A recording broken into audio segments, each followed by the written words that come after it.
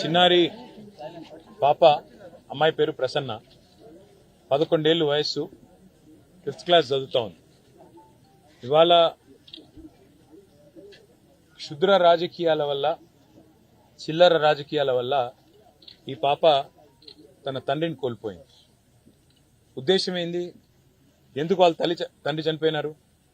ఒక్కటే ఒక్క కారణం, ఏదన్నా చేసి రాజకీయ లబ్ధి పొందాలి, అవసరమైతే మనుషుల ప్రాణాలు తీసైనా సరే, చంపేసైనా సరే రాజకీయంగా బదనాం చేయాలి అనే ఒకే ఒక్క చిల్లర ప్రయత్న భాగంలో ఇవాళ వెంకటేశం గారు మన మధ్యనే లేకుండా పోయినారు. వాళ్ళ భార్యని, వాళ్ళ తల్లిని, వాళ్ళ పాపని అనాథను చేసి ఇవాళ ఆయన పోయినాడు.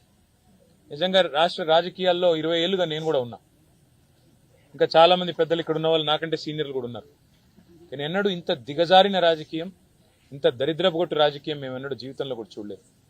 వాళ్ళ పాప అక్కడ ఏడుస్తూ ఉంటే మా నాన్న రాలేదు అని చెప్పి 3 రోజులు నేను తినలేదని చెప్తుంటే నిజంగా మనసున్న మనిషి ఎవడైనా సరే కళ్ళల్లో నీళ్లు తిరగక మానవ, గుండె ద్రవించక మానదు. అట్లాంటి ఒక పరిస్థితి. నాకు అర్థం కాదల్లా ఒకటే, మమ్మల్ని రాజకీయంగా ఎదుర్కోవాలి అనుకుంటే ఎన్నికల్లో తలపడొచ్చు, లేదా నాయకులతో విమర్శలు చేయొచ్చు, మీరు ఆల్రెడీ చేస్తున్నట్టుగా కేసులు పెట్టొచ్చు, వేధించవచ్చు. కానీ మధ్యలో సామాన్యులను సమిధలుగా చేసి, సామాన్యులను బలిపశువులు చేసి వాళ్ళ జీవితాలు ఆగం చేస్తే ఏమొస్తుంది అని చెప్పి నేను కాంగ్రెస్ పార్టీ నాయకులను అడుగుతా ఉన్నాను. చనిపోయింది వెంకటేశం గారు, చంపింది, అరెస్టు చేసింది ఓ చిన్న చిన్న నాయకులు, చోటామోటా కాంగ్రెస్ నాయకులను అరెస్ట్ చేసినారు. కానీ ఆ చోటామోటా కాంగ్రెస్ నాయకులు కేవలం పాత్రదారులు మాత్రమే.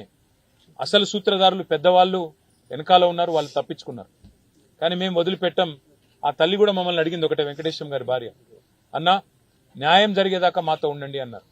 అసలు కథ అంతా ఎక్కడ ప్రారంభమైందంటే ఈ ఇల్లు మరి కొంత ఇబ్బందికరమైన పరిస్థితిలో ఉంది.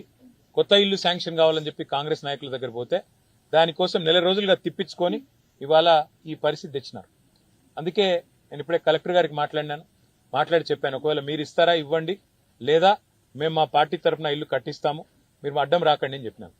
రెండవది, ఒక 3 లక్షల రూపాయలు ఆ పాప మరి పెరిగిన తర్వాత, ఇప్పుడు 11 ఏళ్ళ పాపకి, మేజర్ అయిన తర్వాత 18 ఏళ్ల తర్వాత అది మెచ్యూర్ అయ్యేటట్టు ఒక 3 లక్షల రూపాయలు పాప పేరు మీద డిపాజిట్ కూడా చేశాం. దాంతోపాటు ఆ పాప చదువులకు ఆటంకం కలగకుండా, అమ్మాయి ఏ స్కూల్లో అయితే చదువుతుందో, ఇప్పుడు ప్రస్తుతం 5వ తరగతిలో ఉంది, ఆ స్కూల్ యొక్క కరెస్పాండెంట్తో కూడా నేను మాట్లాడాను.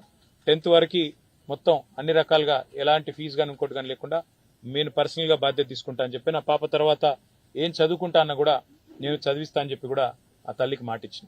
అట్లాగే కొంత ఆర్థిక సాయం కూడా, వారికి తక్షణార్థిక సాయం కింద కూడా కొంత పార్టీ తరఫున చేయడం జరిగింది. కానీ బాధ అనిపిస్తా ఉంది, ఇవాళ రాష్ట్రంలో ఎన్నడూ ఇలాంటి చిల్లర రాజకీయం, ఇంత చిచోరా రాజకీయం మేము ఎన్నడూ చూడలేదు. సామాన్యుల్ని చంపేసి రాజకీయ లబ్ధి పొందాలని, చంపి ఆత్మహత్యగా చిత్రీకరించాలనే చిల్లర ప్రయత్నం ఏదైతే ఇక్కడ స్థానిక సిరిసిల్ల కాంగ్రెస్ నాయకత్వం చేసిందో, ఇది ఎన్నటికీ కూడా క్షమించరాని ఒక నేరం. ఎన్నడూ కూడా ఏ సభ్య సమాజంలో ఎవరు కూడా అసహించుకునే ఒక దుర్మార్గమైన పరిస్థితి.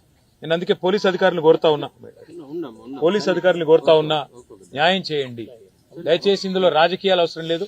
దీని వెనుక ఎంత పెద్దవారున్నా వారిని బయటికి తీసుకొని రండి, ఈ కుటుంబానికి న్యాయం చేయాలని చెప్పి నేను సిరిసిల్ల ఎమ్మెల్యేగా, వారి ఫ్యామిలీకి మాటిచ్చిన ఒక సోదరుడుగా, ప్రజాప్రతినిధిగా డిమాండ్ చేస్తా ఉన్నా. వదిలిపెట్టం. ఆ కుటుంబానికి న్యాయం జరిగేదాకా కుటుంబం వెంబడ ఉంటాం. ఆ పాప మళ్ళీ పెద్దగా అయ్యేదాకా కూడా నేను స్వయంగా అండగా ఉంటా అని చెప్పి కూడా మాట ఇస్తూ, ఈ నేరం వెనుక, ఈ కుట్ర వెనుక, కుట్ర చేసిందెవరు, నేరం చేసిందెవరు, ఇవాళ కొంతమంది అందులో తప్పిస్తా ఉన్నారు.